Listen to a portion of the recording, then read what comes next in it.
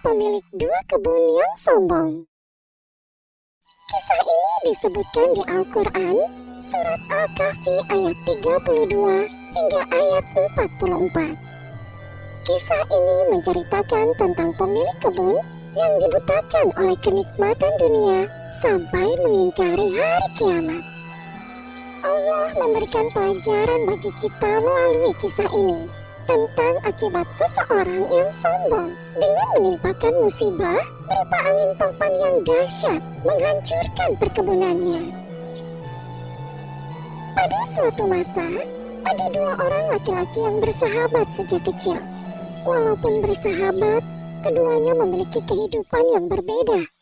Salah satu dari mereka adalah pemilik perkebunan atau si kaya, dan satunya lagi hanya laki-laki biasa atau si miskin. Sayangnya, si kaya ini memiliki sifat yang sombong. Kesombongan si kaya disebabkan karena ia memiliki dua kebun anggur yang sangat luas. Masing-masing kebun anggurnya dikelilingi pohon kurma yang lebat.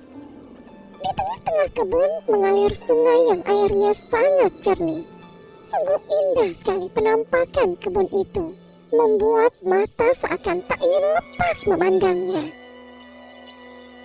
Wahai saudaraku, lihatlah kebunku yang luas ini.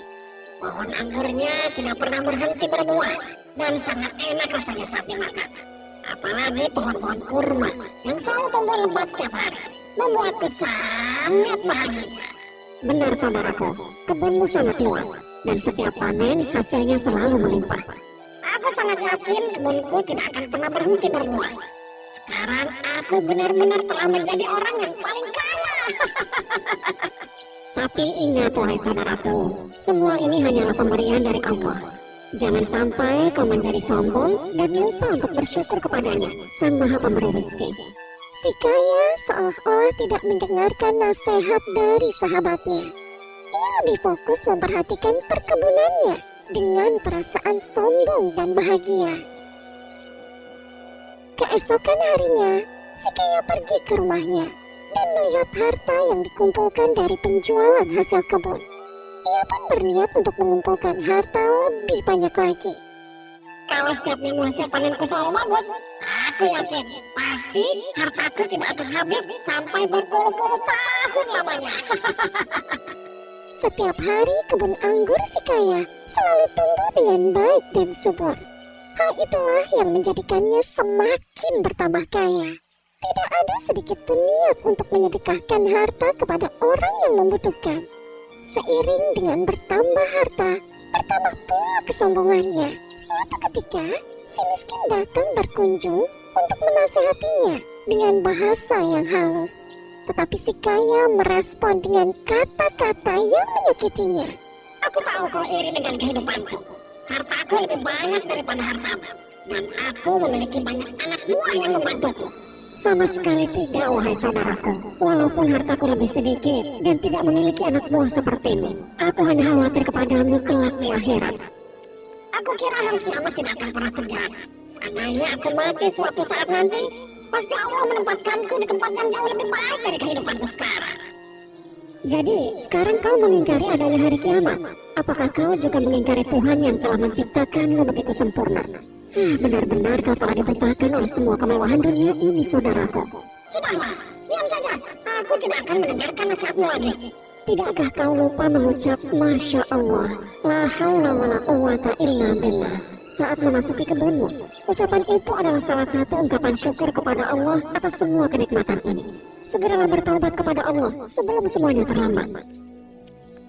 Si kaya tetap tidak mau mendengarkan nasihat si miskin. Ia mengusir si miskin karena merasa sahabatnya terlalu iri dengan semua harta yang dimilikinya. Setelah kepulangan si miskin, si kaya tidak berhenti untuk memamerkan hasil kebunnya kepada orang-orang di sekitarnya. Ia menjadi sangat sombong dan angkuh dari sebelumnya. Malam itu, hujan turun dengan sangat deras. Suara petir menggelegar di langit. Anehnya, si kaya sama sekali tidak terbangun dengan suara itu. Ia malah asik tertidur. Seperti yang disebutkan dalam surat Al-Kahfi ayat 40. Dan Dia Allah mengirimkan petir dari langit ke kebunmu, sehingga kebun itu menjadi tanah yang licin. Keesokan harinya, si kaya bangun dari tidurnya dengan puing-puing rumah yang hancur dan hartanya lenyap tak bersisa. Kemudian ia teringat akan kebunnya dan bergegas pergi ke sana. Sampai di kebun, ia tidak mendapatkan apa-apa selain kebun yang hancur hampir rata dengan tanah. Si kaya mulai menyesali kesombongannya selama ini. Ya Allah, kenapa semua ini bisa terjadi? Sekiranya dari dulu aku tidak pernah mengingkari nikmatmu dan mendengarkan nasihat sahabatku, pasti kau tidak akan menimpakan musibah ini. Sungguh hamba menyesal atas apa yang telah hamba perbuat, ya Allah. Penyesalan itu sudah tidak berguna. Semuanya sudah terlambat. Seperti yang disebutkan dalam surat Al-Kahfi ayat 43. Dan tidak ada lagi baginya segolongan pun yang dapat menolongnya selain Allah. Dan dia pun tidak dapat membela dirinya. Demikian akhir dari kisah pemilik kebun yang sombong. Beberapa hikmah dari kisah ini diantaranya, pertama, jangan lupa untuk mengucap Masya Allah, la haula wa la quwata illa billah. Tidak ada usaha, kekuatan, dan upaya selain dengan kehendak Allah, agar senantiasa bersyukur dan tidak sombong atas nikmat yang kita peroleh. Akibat dari sikap sombong ini dapat membuat kita lupa akan keimanan kita kepada Allah, seperti tidak mempercayai datangnya hari kiamat. Kedua, jangan berpura-pura tidak mendengar atau marah saat diberi nasihat yang baik. Bisa jadi nasihat itu merupakan teguran dari Allah melalui lisan orang lain. Ketiga, kehidupan di dunia ini hanya sementara. Jadi, jangan sampai kita dibutakan oleh kemewahan dunia. Padahal kehidupan akhirat yang kekal sudah menunggu kita. Wallahu a'lam bishawab.